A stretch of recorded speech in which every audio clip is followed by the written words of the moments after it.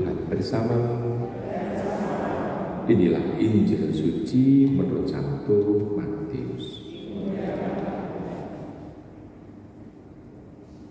Ketika Yesus dan murid-muridnya turun dari gunung, para murid bertanya kepadanya, "Mengapa ahli-ahli Taurat berkata bahwa Elia harus datang dahulu?" Yesus menjawab, "Memang Elia akan datang dan memulihkan segala sesuatu. Dan aku berkata kepadamu, Elia sudah datang. Tetapi orang tidak mengenal dia dan memperlakukannya menurut kehendak mereka. Demikian pula, Anak Manusia akan menderita seperti mereka." Pada waktu itu mengertilah murid-murid Yesus bahwa ia berbicara tentang Yohanes Pembaptis. Demikianlah sabda Tuhan. Ibu bapak saudari, saudara kasih dalam Tuhan, bacaan Injil di sini mau menjelaskan bahwa Mesias kehadirannya didahului terlebih dahulu oleh Dia yang menyiapkan supaya orang siap. Karena hal manusiawi itu haruslah disiapkan supaya bisa menyambut Dia, tokoh yang ilahi. Karena yang ilahi itu kan tidak bisa ditangkap oleh mata manusia, mata diri kita. Dan juga kehadirannya mungkin tidak akan bisa didengarkan, tidak akan bisa dirasakan kalau orang itu tidak disiapkan terlebih dahulu. Maka di sana mau diungkapkan bahwa pendahulu dari itu ada.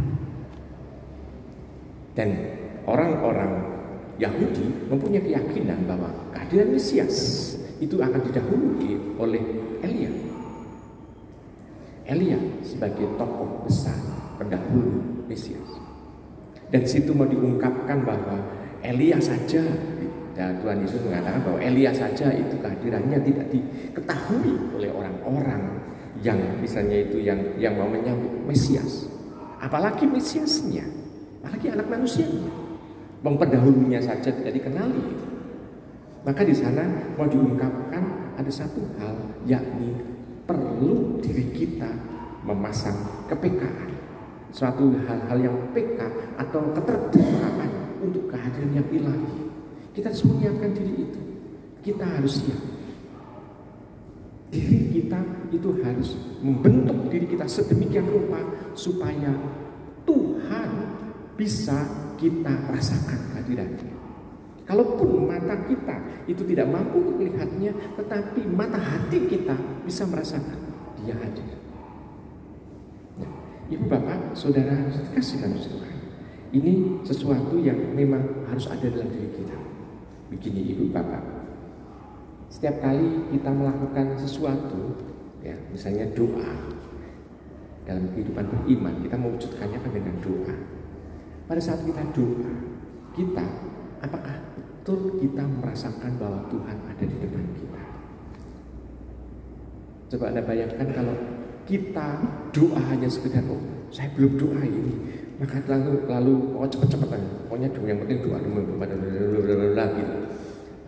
Tapi kita punya keyakinan bahwa Allah hadir di depannya, ini hanya sekedar kewajiban.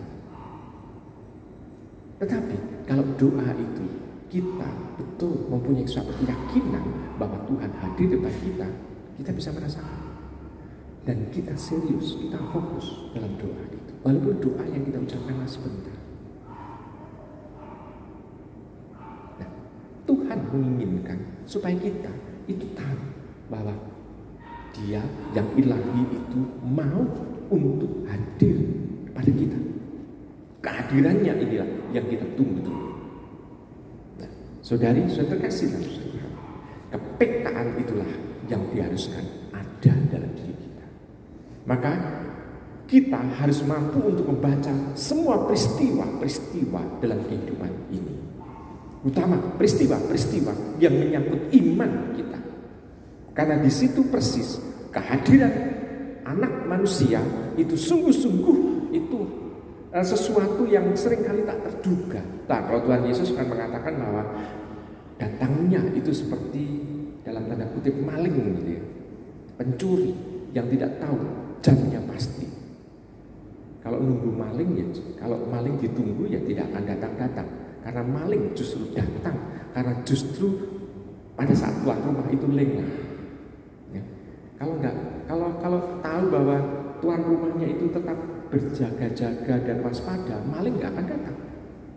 Tapi itu kita bisa melihat bahwa ibaratnya seperti itu. Jadi seolah-olah nunggu saat kita lengah. Padahal kita nggak mau lengah. Kita mau tetap waspada. Supaya apa? Supaya kita bisa berjumpa dengan yang ilahi itu. Saudari-saudara kasih dalam Tuhan, maka mari kita membangun kepekaan hidup itu supaya kita dilayakkan dan dipantaskan. Dan tanda-tanda sebelum Sang Mesias itu datang, anak manusia itu datang, kita hendaknya sudah menangkap tanda-tandanya. Ibu bapak, saudara kasih dalam Tuhan. Misalnya, ini salah satu aja contoh. Misalnya, kalau kita seringkali melayan ke seseorang yang meninggal, seringkali ada orang yang cerita mengenai tanda-tanda bahwa dia itu sebetulnya sudah dipanggil itu lama. Tanda-tandanya maksudnya, oh dia itu kemarin, makanya kok kemarin itu seperti ini. Makanya oh ternyata dia pamitan, sekarang dia baru dipanggil oleh Tuhan. Orang lain bisa menangkap tanda-tandanya, seolah-olah seperti itu. Nah demikian juga dengan kita. Kita juga tahu bahwa kehadiran Tuhan, menyambut kehadiran kita itu pasti akan ada tanda-tandanya terlebih dahulu, supaya kita siap. Sehingga kita tidak hanya menyiapkan diri kita, tapi juga menyiapkan orang-orang yang ada di sekitar kita. Ibu bapak, saudara terkasih dalam Tuhan, ini adalah kekhasan bacaan Advent dari tanggal mulai Advent pertama sampai tanggal 16 adalah persiapan supaya kita menyambut kehadiran Sang Anak Manusia dalam rumah kehadiran yang kedua. Mulai tanggal 17 besok itu bacaannya sudah berbeda. Bacaannya temanya adalah menyiapkan dalam tanda kutip ulang tahun Tuhan, menyiapkan kehadiran Tuhan pada saat Natal itu. Nah, di sini kita bisa melihat bahwa perbedaannya kalau demikian bacaan di sini bukan pertama-tama menyiapkan kehadiran Tuhan yang pertama, tapi justru kehadiran Tuhan yang kedua, yakni Sang Anak Manusia datang. Maka mari kita berusaha untuk bisa membaca tanda-tanda zaman kita. Selamat malam. Syukur dan terima kasih kepada Tuhan karena Engkau